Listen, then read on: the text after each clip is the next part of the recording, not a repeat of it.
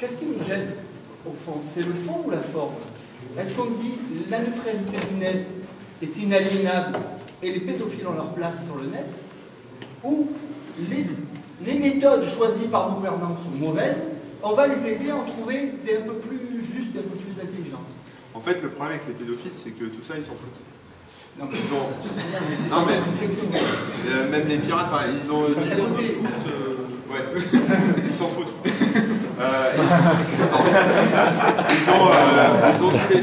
Ils ont 10 longueurs d'avance, ils ont pas... Enfin, voilà. Et je pense que ça, les gouvernements le savent très bien. Et moi, ça fait des années que je suis sur Internet. Je suis jamais tombé sur un pédophile, même en allant sur des darknets, des réseaux parallèles, des freenets et compagnie. Il y en a, ça existe. Mais un gamin va pas tomber dessus. Enfin, je veux dire, faut vraiment, faut être déjà dans le business, quoi. Enfin, faut être dedans. La question qui est quand même derrière, c'est jusqu'où va la liberté sur le net? Parce que c'est ça que je comprends dans la question qui est posée. quand même se doter de quelques outils. On a un outil qui marche très bien, c'est la police. Vous portez plainte, la police enquête, arrête les coupables, et voilà, ça marche. Je veux dire, c'est l'automatisation. Alors on mélange les deux. Non, mais je suis d'accord. On isole un peu parce que... Je suis d'accord. Et je veux dire, pour traiter le problème des pédophiles, il y a besoin de la police.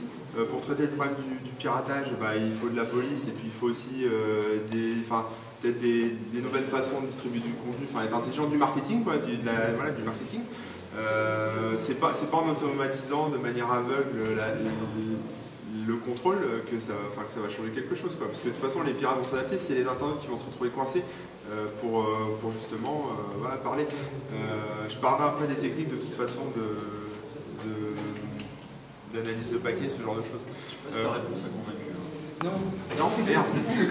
Vas-y, dis-le. C'est parce que je suis d'accord que c'est le travail de la police. Donc c'est pas c'est un travail de police. Mais un policier, il a besoin d'outils.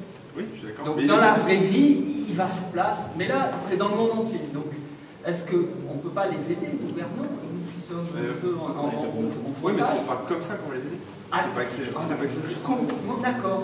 Mais ne mélangeons pas dans notre discours l'outil choisi qui est nul, D'accord. et dire ne touchez pas à la neutralité du net. Ah si, c'est pas pareil. On va vous aider à donner des outils ponctuels, peut-être. Mais il y a des procédures judiciaires nouvelles qui n'existaient pas. Oui, mais ça touche pas à la neutralité du net. C'est-à-dire que c'est la même chose. C'est ça, c'est leur donner des outils qui ne touchent pas à la neutralité du net. Voilà, c'est ça la problématique. Il n'y a pas de volonté, il y a une logique. Qui consiste à analyser ce qui passe dans le tuyau, quoi, tout simplement.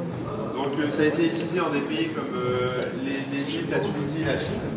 Voilà. Donc c'est très bien pour faire taire l'Iran, c'est très bien pour faire taire les cyberdissidents, pour voir que telle personne, elle va là, et du coup, je vais aller l'arrêter, par exemple. C'est le cas, par exemple, chez Cisco. Cisco fournit à la Chine des routeurs qui font du DPI. Donc voilà, ils vendent. Mais le problème, c'est que la Chine, c'est une dictature. Le problème, c'est que la Chine, grâce à ce DPI, elle peut arrêter des gens et puis les envoyer en prison, ou les tuer. Enfin voilà, ce genre de choses, quoi. Non, mais c'est vrai. Et là, en ce moment, aux États-Unis, il y a un truc qui s'appelle le Falun Gong. C'est une espèce de secte, mouvement spirituel chinois. Donc, est-ce que c'est bien, est-ce que c'est mal, à la limite, on s'en fout. Mais ils sont persécutés par le gouvernement chinois. Ils sont tués. Et donc, ils portent plainte contre Cisco pour être complices des gens qui se sont fait tuer ou mettre en prison, etc. Il y a le problème aussi avec Skype. La Tunisie et l'Égypte, par exemple, les gouvernements, même l'Iran, ont réussi à mettre en place soit des versions personnalisées de Skype en accord avec Skype pour éviter le chiffrement à l'intérieur de Skype, faire en sorte qu'en fait ils puissent écouter les conversations tout simplement.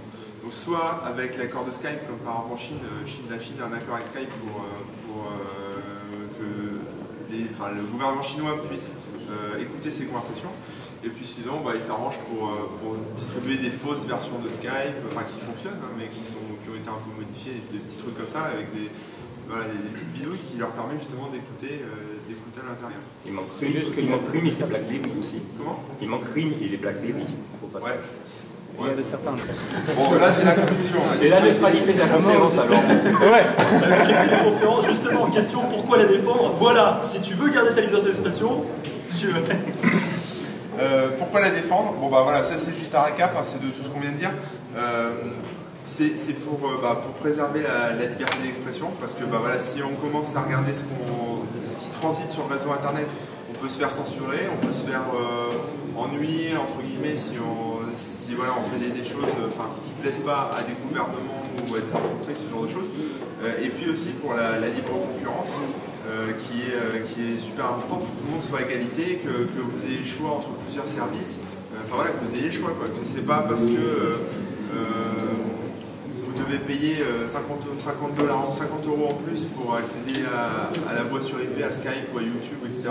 Voilà, c'est pas normal. Enfin, je veux dire, c'est mettre des barrières, vous n'avez plus le choix en fait. Vous êtes limité à ce que votre budget vous permet. Et c'est plus du vrai internet en fait, c'est l'internet vraiment limité.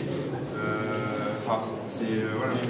Et juste un truc, j'ajouterais aussi à l'expression de concurrence, c'est la liberté d'aller et venir en fait. C'est la liberté d'aller sur internet, de venir, de pouvoir en fait s'y déplacer librement, parce qu'on peut faire l'analogie entre les endroits où on va, l'autoroute et tout le long, et le cyberespace en fait. Donc il y a aussi ça qui est en faut quand même savoir qu'Internet ça a été déclaré comme droit fondamental par le Conseil constitutionnel il n'y a pas très longtemps, à cause de... Alors en fait, sans faire technique, ils ont dit liberté d'accès aux services de communication public en ligne. Public, c'est-à-dire en fait ça inclut le web, mais ça exclut le mail par exemple. Donc en fait, quand on regarde la décision, elle est exploitée un peu trop légèrement. D'accord. Voilà, mais Jérémy Servan me disait hier en fait qu'après tout, comme on ne peut pas faire la différence d'un paquet de privé et un paquet de public, de toute façon on s'en fout. Ça, ouais. Mais dans les faits, donc. Et puis aussi, quand je dis liberté d'expression, c'est que. La liberté d'expression, c'est quand même quelque chose qui est inscrit dans les droits de l'homme et c'est quelque chose qui est pas négociable, quoi. C'est pas, voilà, c'est tout le monde doit y avoir accès. Et j'étais trop vite. Vous avez tout vu là, c'est pas grave. Il y a eu du spoil. Pour info, mais comme on m'a dit, il faut pas faire ta pub. Non, mais moi je peux le faire, tiens. T'as le droit. Et l'EFF, qui est un site américain, qui est Electronic Frontier Foundation, qui parle aussi pas mal de ça. Voilà, c'est le pendant, on va dire, américain de tous ces sites-là. Voilà. Bravo quand même.